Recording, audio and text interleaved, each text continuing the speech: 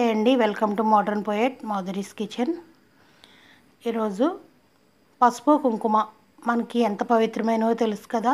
వాటిని మనం స్వచ్ఛంగా ఇంట్లోనే తయారు చేసుకోవచ్చు. ముందుగా మంచి పసుపు కొమ్మలు తీసుకొచ్చుకుని మిక్సీ అన్న పట్టుకోండి, లేకపోతే మిల్లన్న ఆడించేసుకోండి.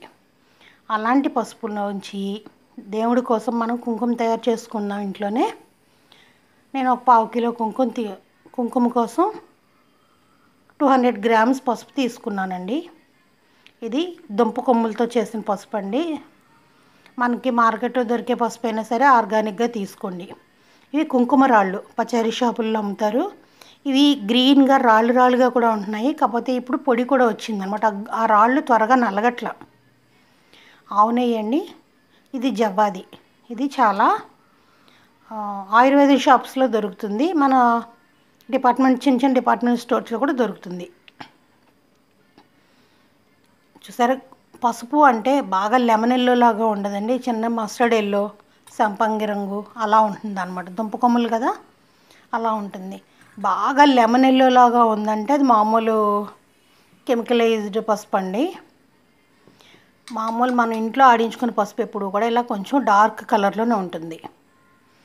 దీనికి 200 గ్రామ్స్కి 10 గ్రామ్స్ సరిపోతుందండి. మరీ ఎక్కువ వేసుకున్నా కూడా కుంకుమ డార్క్ ఎరుపు వచ్చేస్తుంది అనమాట. అలా కాకుండా మంచి రంగు కావాలి అంటే 10 గ్రామ్స్ సరిపోతుంది. మీకు వాళ్ళు ఇచ్చేది కూడా 10 తులము, 2 తులాలు, 3 తులాలు ఆ లెక్కలో ఇస్తారనమాట పచారీ షాప్స్లో. వేసుకుని మనం తీసుకున్న క్వాంటిటీకి ఒక నిమ్మచెక్క సరిపోతుంది. గింజలు అవి లేకోకుండా ఒక నిమ్మకాయ వేసేసుకోవాలి. ఎప్పుడైతే నిమ్మరసం వేస్తామో పురుగు అన్నది పట్టదండి. పురుగు పట్టకుండా ఉండాలి అంటే, మంచి కలర్ రావాలి అంటే నిమ్మరసం.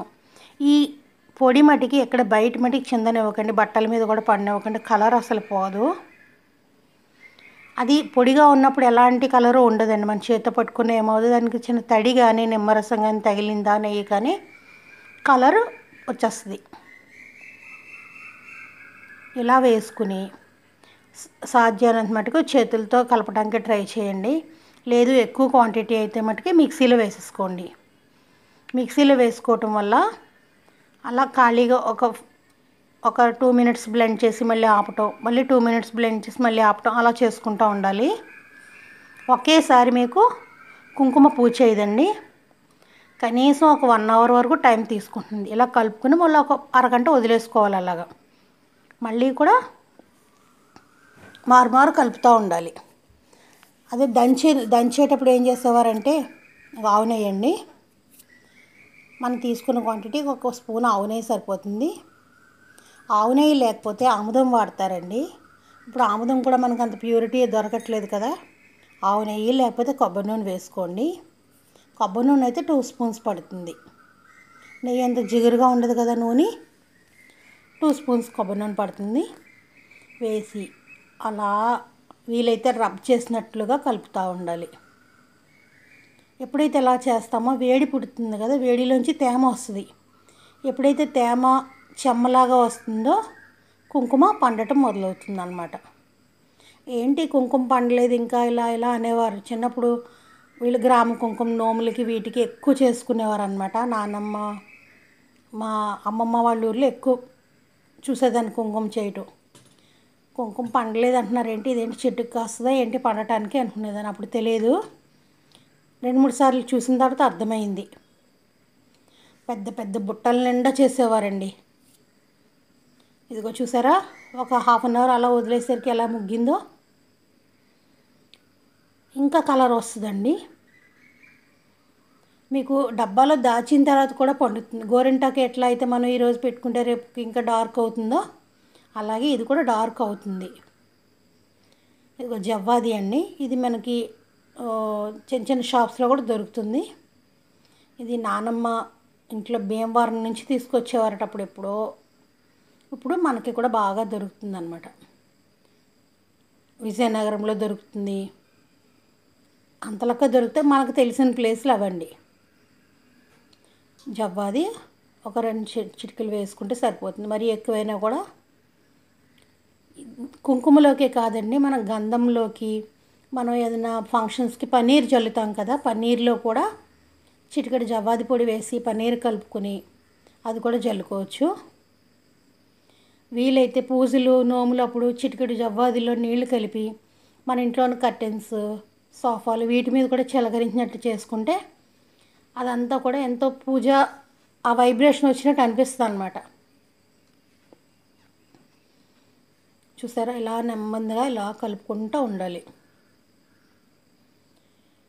అండ్ మనం ప్రసాదాలకి ఎంత అయితే విలువిస్తామో అంత శుచిగా శుభ్రంగా చేసుకుంటామో, ఇలా పసుపు కుంకుమలు కూడా శుచిగా శుభ్రంగా చేసుకుంటే అవి కూడా మన ఆరోగ్యానికి దోహదం చేస్తాయి అన్నమాట. బయట మార్కెట్లో వాటికి చిన్న కెమికల్ ఉండటం వల్ల మన నుదుటిని పెట్టుకున్న దురద రావటం ఇలాంటివన్నీ జరుగుతాయి. ఇప్పుడు మార్కెట్లో కూడా కొన్ని ఆర్గానిక్ అని ఇవన్నీ అవన్నీ కొంచెం రేట్ ఎక్కువైనా కూడా కల్తీ లేనివి దొరుకుతున్నాయండి. కానీ మనకు దొరకాలి కదా అవి. ఆల్మోస్ట్ అయిపోయింది, డ్రై కూడా అయిపోయింది. దీన్ని ఎయిర్ టైట్ కంటైనర్లో మాత్రమే దాచుకోవాలి. గాజు సీసాల్లో దాచుకుంటేనే బెటర్ అండి. మనకు కావాల్సింది తీసుకుని పక్కన పెట్టేసుకుని, రేపు వచ్చేది వరలక్ష్మి శుక్రవారం కదా, అమ్మవారి పూజలకి దేనికైనా సరే తీసి పక్కన పెట్టేసుకుని మిగిలింది గాజు సీసాలో నొక్కుతూ దాచుకోవాలి. నొక్కుతూ గట్టిగా అదుముతూ నొక్కుతూ దాచితే సంవత్సరం కూడా పురుగు రాదండి. ఎప్పుడైతే మనం లూజ్గా వదులుతామో పురుగు వస్తుంది. కాకపోతే ఇది రాదండి, ఎందుకంటే దీంట్లో నిమ్మరసం వేసాం కదా, పురుగు రమ్మన్నా రాదు. కుంకుమ, పసుపు, కారం కూడానండి మనం ఎప్పుడైతే జాడీలో కానీ మనం దేంట్లో స్టోర్ చేసుకున్నా ఇలా గాలి మధ్యలో కూడా గాలి రాకుండా గట్టిగా నొక్కుతూ దాచుకోవాలన్నమాట.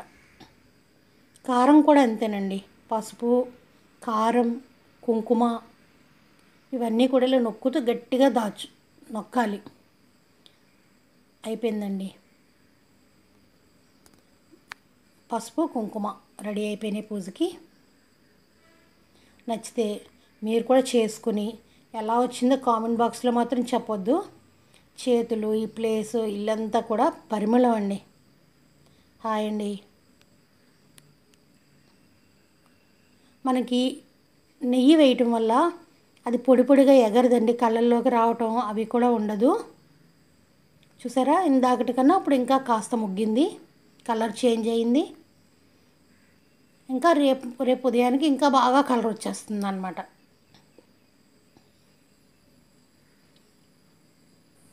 మన ఇంట్లోనే జవ్వాది కుంకుమ చాలా తృప్తిగా చేసుకోవచ్చు.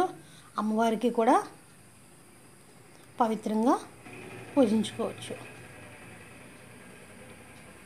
నచ్చితే తప్పకుండా ట్రై చేయండి. ట్రై చేసి ఎలా వచ్చిందో మాత్రం చెప్పండి. నమస్తే అండి.